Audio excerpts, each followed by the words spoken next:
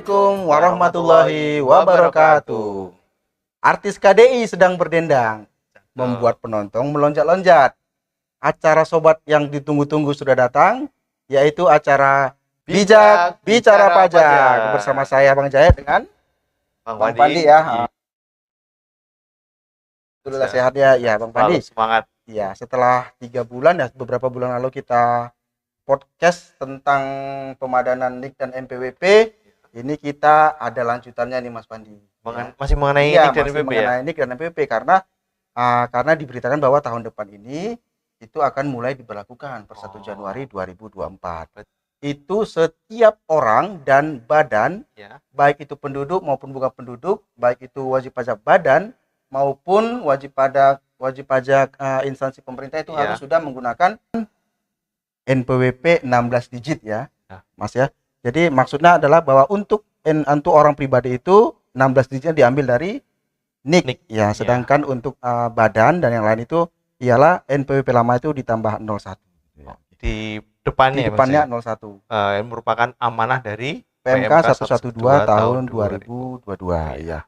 Jadi Mas Pandia ini sebenarnya ini sekalian mengingatkan ya bahwa sobat pajak yang belum memadatkan NIK segeralah untuk memadankan karena memang 1 Januari itu undang-undang itu mengamanatkan agar segera dipadankan agar kita bisa melaksanakan kewajiban perpajakan kita karena ketika tidak dipadankan nanti ada resiko-resiko yang dan timbul kendala, seperti mungkin kendala membuat faktur pajak, kendala membuat dipotong seperti itu ya Bang Jaya. Iya benar. Nanti mungkin akan kita bahas lebih lanjut di sesi FAQ mungkin nanti ya, ketika tanya jawab ya seperti itu. Iya, jadi satu lagi ya. Jadi seperti kita ketahui bahwasanya selain wajib pajak orang pribadi itu ada yang namanya wajib pajak badan gitu ya. Jadi kalau wajib pajak badan ini adalah selama ini menggunakan NPWP 15 digit. Jadi nanti ke depan per 1 Januari 2024 itu NPWP 16 digit hanya ditambahkan 0 di depan NPWP lama maka menjadi 16 digit. Oke.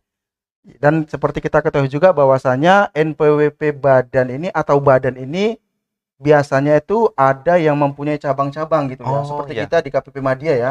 Itu kan sebagian besar itu mempunyai cabang di hampir seluruh Indonesia ya. Misalkan PTA gitu cabangnya ada di Medan, ada di Klaten gitu ya. Dan kalau seperti yang sekarang ini cabang itu seperti entitas tersendiri gitu ya. Dia bisa lapor semua macam SPT ya kecuali SPT tahunan gitu. Seperti kewajibannya seperti pusatnya ya. Seperti bayar, lapor, membuat faktur juga bisa seperti itu gitu.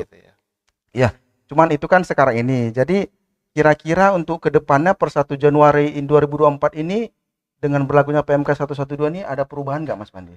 Kalau membicarakan dari PMK 112 tadi memang ada namanya gambaran kedepannya. Gambaran kedepannya nanti untuk wajib pajak yang memiliki NPWP wajib pajak cabang itu nanti sudah tidak diberlakukan lagi, nanti berlari menjadi NITKU. Nomor identitas tempat kegiatan usaha. Merupakan artinya itu nomor identitas tempat kegiatan usaha. Kalau selama ini kan untuk wajib pajak badan dengan cabang itu merupakan satu entitas yang bisa dianggap sejajar. Kalau besok kedepannya enggak, modelnya itu sentralisasi Bang Jaya. Jadi dari pajak nanti larinya ke pusat baru larinya ke cabang. Jadi ada hierarkinya. Kalau sekarang kan enggak, hierarkinya kan sejajar. Dari cabang pusat itu sama-sama langsung lari ke kantor pajak. Kalau besok enggak, dari kantor pajak ke pusat baru ke cabang. Tapi kedepannya mungkin bukan cabang namanya adalah NIK.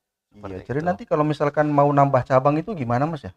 Misalkan kita ini aku mau nambah cabang di daerah mana nih, itu daftar lagi atau bagaimana Mas ya? Kalau sekarang mungkin kita daftar lagi, tapi kalau kedepannya nanti modelnya mungkin diotorisasikan ke wajib pajak badannya.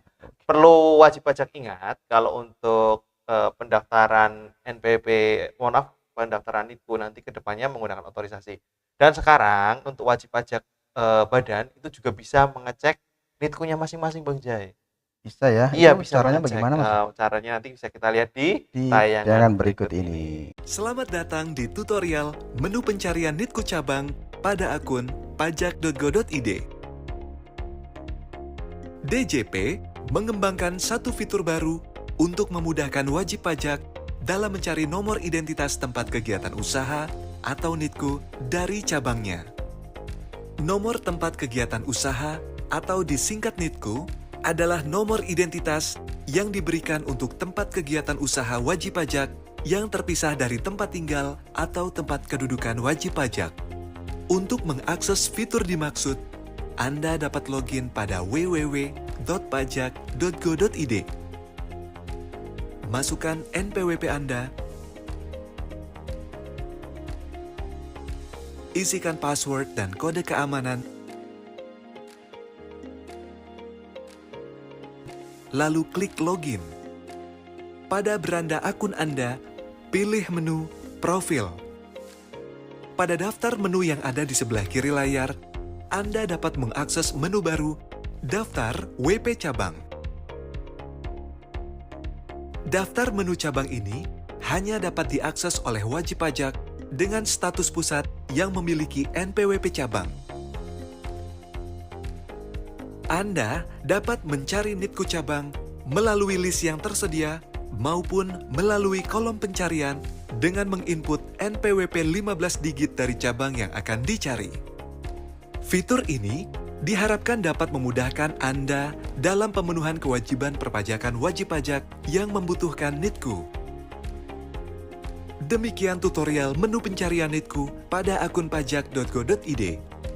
Jika Anda masih memerlukan bantuan, silakan kunjungi www.pajak.go.id atau telepon ke Kering Pajak 1-500-200. Subscribe channel YouTube Ditjen Pajak RI untuk memperoleh informasi dan tutorial lain. Pajak kuat, Indonesia maju. Bang Pandi, seiring dengan ini ya akan diberlakukan PMK 112 ini, sudah banyak hal yang ditanyakan oleh wajib pajak. Sudah mulai beberapa ini gitu ya, karena menyusun strateginya gitu ya. Gimana nanti kedepannya apa yang berubah, apa yang harus diperbaiki kayak gitu ya. Jadi saya bacakan ya pertanyaan-pertanyaan dari wajib pajak ya Mas Pandi ya. Udah dirangkum banget. Sudah saya rangkum sebenarnya. Iya. Jadi memang pertanyaannya ini saja gitu ya. Cuman untuk memperjelas maka ini kita coba jelaskan ya secara obrolan ringan lah gitu ya. Ini pertanyaan pertama ini, Mas Pandi ya. Untuk NPWP perusahaan, apakah juga akan mengalami perubahan? Baik, Bang Jaya. Seperti yang sudah Bang Jaya jelaskan tadi bahwa kalau untuk NPWP, baik orang pribadi maupun badan, nanti semuanya akan berubah. NPWP orang pribadi berubah menggunakan NIK. Perubahannya ini dilakukan dengan cara pemadanan di DJP online. Kemudian untuk badan bagaimana? Badan nanti secara otomatis atau mungkin secara otorisasi akan dilakukan pemadanan ketika peraturan ini berlaku. Nanti kita nunggu aja peraturan berlakunya apakah berlaku untuk yang berlaku saat ini 1 Januari 1 Januari ya. Nggak tahu ke depannya apakah tetap 1 Januari atau mungkin ada kebijakan yang lain. Tapi nanti kita tunggu saja para wajib pajak untuk bisa mengetahuinya, Bang Jaya. Seperti itu. Kemudian pertanyaan berikutnya, NPWP 15 digit menjadi 16. Apakah artinya nomor NPWP badan usaha yang sebelumnya masih dapat digunakan ataukah diberikan NPWP baru? Baik. Seperti yang kita jelaskan di awal tadi bahwa untuk NPWP badan itu nanti secara otomatis akan ditambahkan 0 di depannya, depannya. Jadi nanti keawan pajak itu bisa mengecek di DJP online-nya untuk melihat tampilan kartu NPWP, karena sekarang kan kartu NPWP kan nggak harus fisik, Bang Jaya. Bisa cetak sendiri, soft copy-nya di DJP online ada, nanti sudah ada tampilan NPWP. Nanti di sana sudah ada penambahan NPWP 0 ketika ketentuan ini sudah diberlakukan, Bang Jaya, seperti itu. Berarti kalau orang pribadi dia NIK-nya itu ya 16 digit, sementara kalau dia perusahaan atau badan itu NPWP 15 digit ditambah 0 ya, makanya jadi 16 digit juga. Ya. Kemudian pertanyaan ketiga, Mas Pandi, ini agak mirip sih sebenarnya. Apabila NPWP badan usaha lama 15 digit tetap digunakan, bagaimana strukturnya untuk menjadi 16 digit? Baik, jadi kalau untuk NPWP 15 digit tadi, memang nanti sampai saat ini ya, per 1 Januari 2024 itu nggak berlaku lagi atau sudah tidak digunakan. Yang digunakan adalah NPWP 16 digit. Ini nanti berlaku juga untuk semua kegiatan atau semua semua tindakan atau semua kegiatan yang berhubungan dengan perpajakan, seperti ketika membuat faktur pajak, seperti ketika membuat dipotong, atau ketika kita melakukan pelaporan SPT seperti Bang Jaya. Oke, baik ya. Kemudian pertanyaan yang selanjutnya, ini untuk wajib pajak yang ada cabangnya nih, seperti yang kita jelaskan tadi awal. Untuk badan usaha yang menggunakan NPWP cabang, bagaimana cara mengidentifikasinya? Apakah terdapat digit tertentu yang dapat membantu dalam hal memilah untuk proses penyesuaian nantinya? Jadi untuk NPWP cabang nanti kedepannya akan berubah menjadi NITKU ya Bang Jaya tadi ya, atau berubah menjadi nomor identitas tempat kegiatan usaha. Dan NITKU ini tidak digunakan untuk berfungsinya tidak sama dengan NPWP cabang sekarang, karena NPWP cabang sekarang kan berupa entitas sendiri ya. Nanti kedepannya strukturnya mungkin berbeda. Pelaporan nanti akan terpusat ya. Semua pelaporan NPWP terpusat. Kemudian fungsi NITKU ini apa? Fungsi NITKU ini digunakan untuk pelaporan masing-masing cabang. Nanti mohon maaf, bukan masing-masing cabang sih. Kalau sekarang mungkin seperti cabangnya itu seperti jadi NITKU ya. NITKU-nya nanti akan ada kolom sendiri di SPT. SPT ya. Kedepannya nanti ada kolom tersendiri. Jadi kawan pajak silakan ditunggu saja. Nanti akan ada updatean untuk data-data atau perubahan formulir dalam SPT-nya. Sampai saat ini memang kita belum tahu perubahannya bagaimana ya, tapi informasi terakhir dari kantor pusat nanti akan ada perubahan seperti itu Bang Jaya.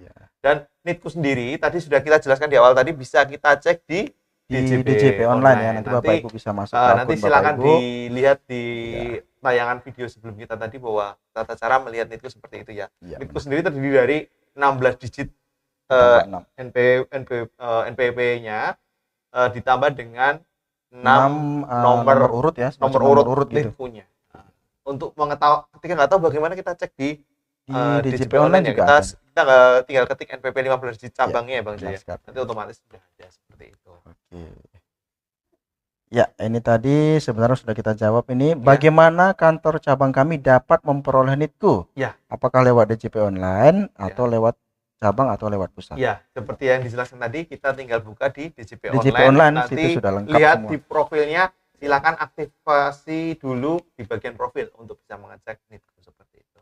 Ya, oke. Kemudian pertanyaan selanjutnya, jika NPWP pada masing-masing cabang sudah berubah 16 digit, apakah itu bisa dianggap sebagai NITKU? Jadi ini salah ini kayaknya pertanyaannya ya. Gimana? Maksudnya ini mungkin cabang itu sudah nggak ada lagi ya, dan itu udah jadi 22 digit ya. Ya jadi kalau misalkan sudah cabang itu sebenarnya gimana ya, maksudnya ketika cabang itu sudah ada NPWP 16 digit, itu sudah menjadi NITKU, tapi kita harus cek juga nomor urutnya. Nomor urutnya iya benar. Tahu nomor urutnya bagaimana? Seperti yang kita jawab dari pertanyaan-pertanyaan sebelumnya tadi, kita cek di DJP online ya. Jadi itu strukturnya 22 digit ya, 16 digit NPWP pusatnya ditambah dengan 6 digit NITKU atau kode nomor urutnya. Oke. Pertanyaan selanjutnya. Apa kewajiban cabang yang menggunakan NITKU?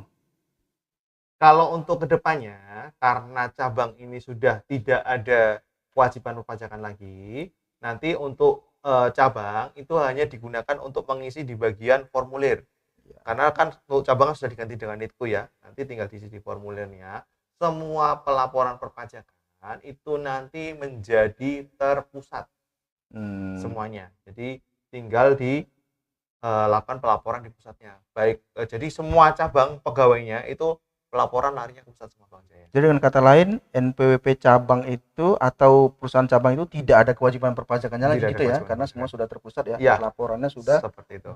Ada bagian tersendiri di pusat gitu ya. Cuma kita tidak bisa menjelaskan. Iya. Karena memang belum ada aturannya. Istilah masih gambaran besar gitu ya. Kita menjelaskan mengenai overview. Overview-nya ya. Nanti bagaimana. Iya, benar sekali. Oke. Kemudian pertanyaan selanjutnya. Untuk data NPWP yang gagal validasi, terutama ketidaksesuaian nama dan tanggal lahir, apakah tidak bisa diedit di DJP online? Ya. Kalau untuk edit tidak bisa, karena kalau untuk data seperti itu tadi, kita harus melakukan perubahan datanya perubahan ke data KPP, ya, KPP ya. Iya. Jadi silahkan nanti bisa menghubungi KPI Daftar, mungkin bisa lewat WA atau mungkin lewat telepon atau mungkin lewat email atau mungkin bisa datang secara langsung untuk menanyakan tata cara perubahan data. Silahkan bisa. Kemudian bagaimana penerapan NIK 16 digit dalam format bukti potong? Apakah nantinya ada perubahan signifikan atas format pelaporan karena NPWP-nya sudah tidak digunakan yang 15 digit?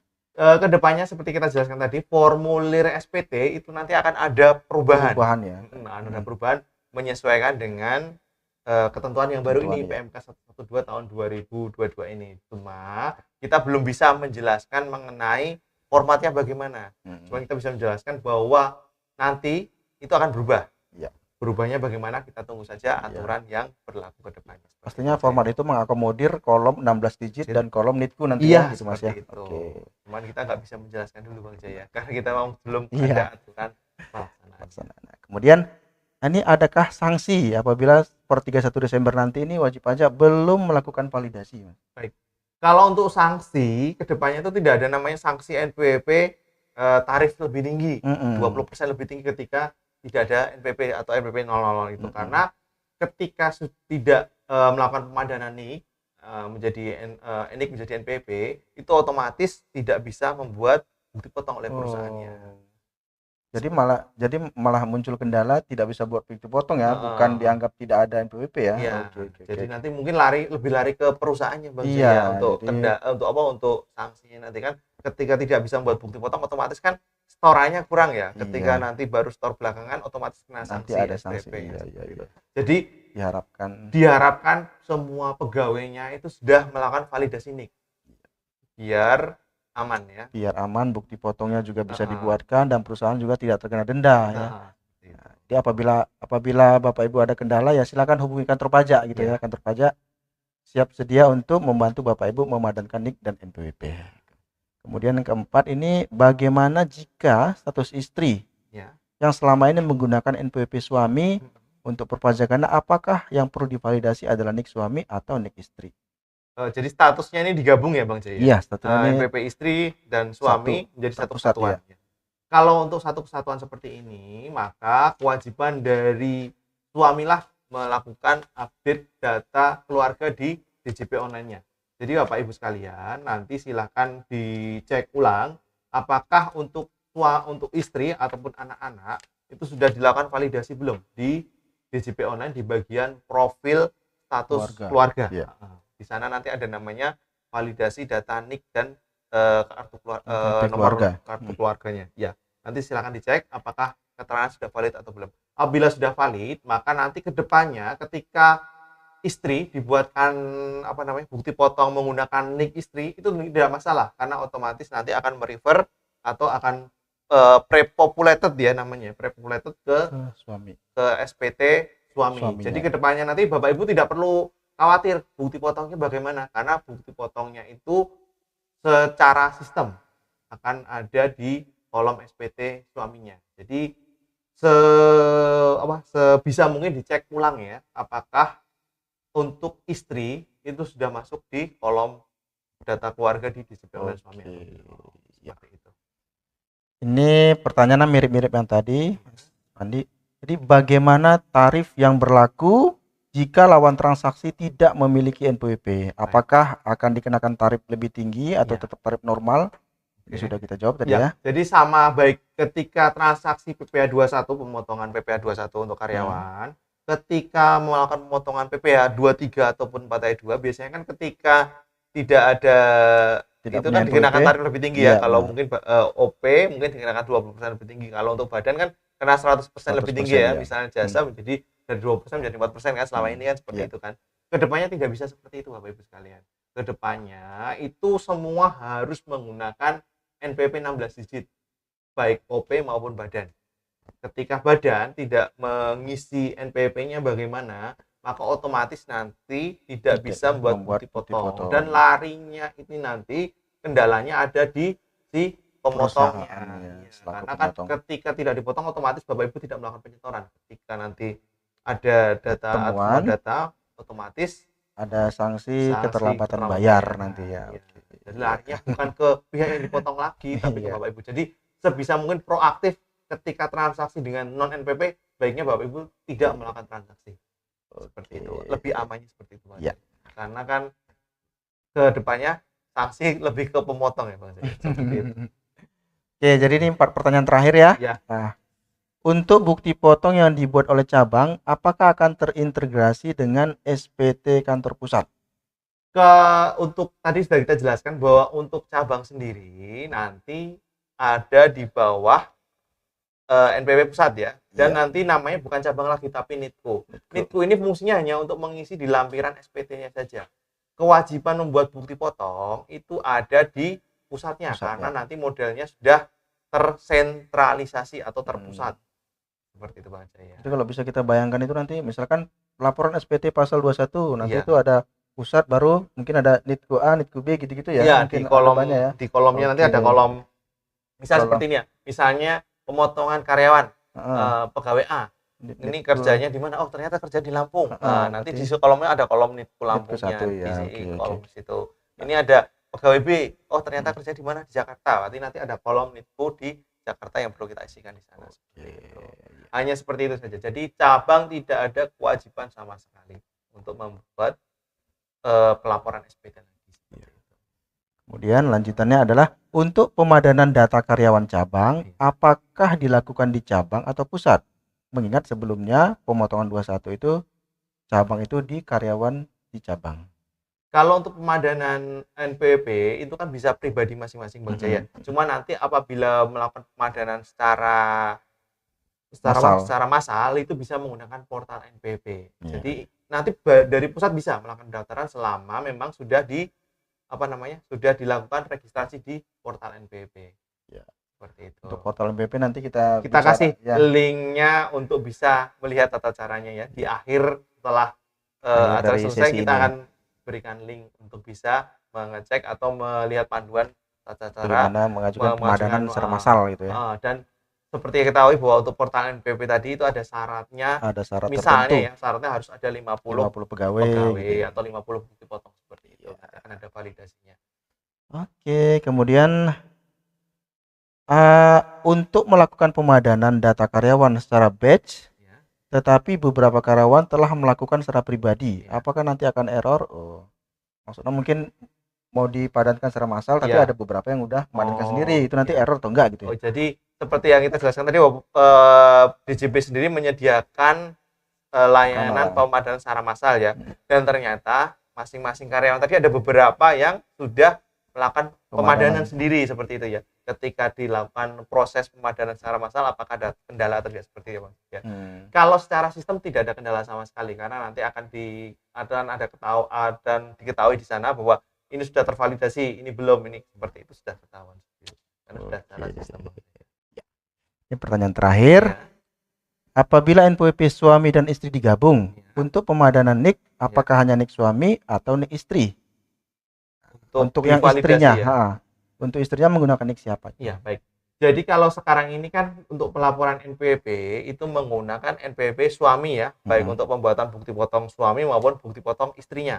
Kedepannya nanti untuk bukti potong itu masing-masing menggunakan NIK sendiri-sendiri dengan syarat sudah dilakukan pendaftaran di DJP online di sebagai anggota keluarga ya. Pastikan sudah tervalidasi di sana. Apabila belum tervalidasi, maka otomatis nanti akan ada bukti potong masing-masing, Bang Jaya. Dan ketika bukti potong masing-masing nanti ini bisa dianggap ada dua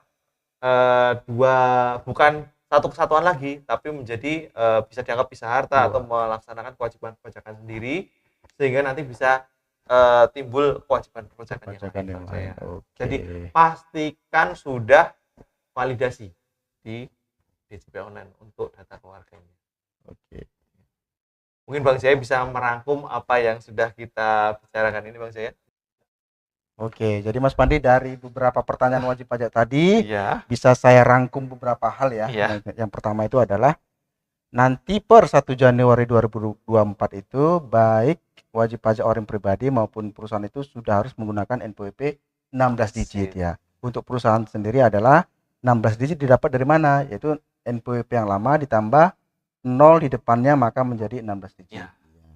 Kemudian yang kedua itu terkait dengan NPWP cabang, maka kedepannya itu akan menjadi yang namanya NITKU, itu nomor identitas tempat kegiatan usaha ya.